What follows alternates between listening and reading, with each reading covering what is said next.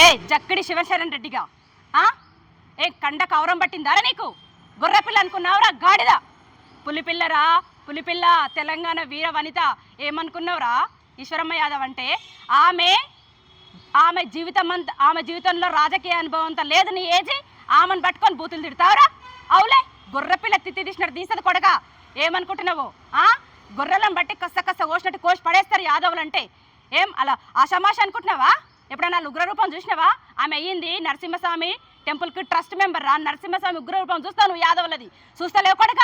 4 రోజుల నుంచి ఏమవుతుంది? ఏం చేస్తున్నారు మీరు? నీకు ఫ్లెక్సీ పడలేదని చెప్పేసి ఇంత కండకవరం పట్టిందా నీకు? ఇన్ని సంవత్సరాలు మేమెట్లా భరించిన కొడక మీ ఫ్లెక్సీలని? మీ ఫోటోలు మేమెట్లా చూసినాము? మీరు ఎమ్మెల్యేలు అవుతారు, ఎంపీలు అవుతారు, పదవులను అనుభవిస్తారు. మరి మేమెట్లా భరించినాం మిమ్మల్ని? ఎట్లా అనిపిస్తుంది మీకు? అంటే మీరున్నప్పుడేమో మేము భరించాలి. కనీసం ఒక ఫ్లెక్సీ లోపల మీది నీ అయ్యే తెలంగాణ ఉద్యమంలో పొడుచుకుంటూ వచ్చిండు, ప్రాణత్యాగాలు చేసి తీసుకొని వచ్చిండు తెలంగాణ ఉద్యమాన్ని అని చెప్పేసి, తెలంగాణ అని చెప్పేసి ఫోటో పడలేదని చెప్పేసి నువ్వు అంత బూతులు పుడుతున్నావు. నీవు ఒళ్ళు దగ్గర పెట్టుకో. ఎట్లా అనుకొని నా తల్లినంటావురా నువ్వు? ఎట్లా అనుకోని అంటావు? 11 ఏళ్ళకి పెళ్లి చేసుకొని 80 సంవత్సరాల మహిళ 45 ఏళ్ళ రాజకీయ జీవితంలో నీయసొంటి దళారులను ఎంతమంది చూసుంటుంది? ఎంతమంది దళారులో ముడ్డి వల్ల కొట్టుంటుంది? రెడ్డి అనుకొని ఈరోజు నిలుగుతున్నావా? ఏం ఇష్టపడతాం అనుకుంటున్నావా నువ్వేమన్నా? ఇదేనా రెడ్డిలు? ఇంకా ఎన్ని తరాలు ఎన్ని దశాబ్దాలు మేము మీ కాళ్ళ కింద నలగాలి?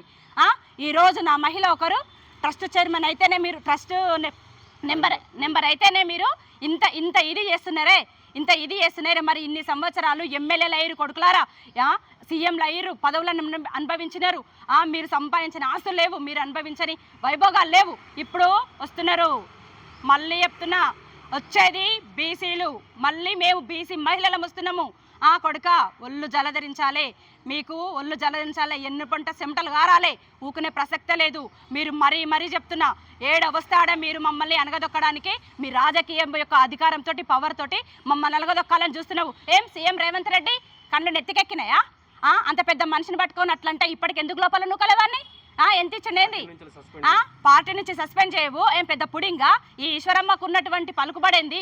మా బలగం ఎంతుంది, మేమెంతున్నాము, మమ్మల్ని చూస్తావా? వాని ఎందుకు లోపల నొక్కలేవు? అంటే లోపల మొత్తం మీరు ఒకటే దొంగలు అంతా ఒకటే, మీ రెడ్లంతా ఒకటే, మీ అగ్రకులాలన్నీ ఒకటే. మమ్మల్ని మీరు ఏ రకంగా అణిచివేయాలని చూస్తారు అంతే. మమ్మల్ని మీరు పైకి తీసుకొచ్చడం మీ కళలో కూడా లేదు కొడక.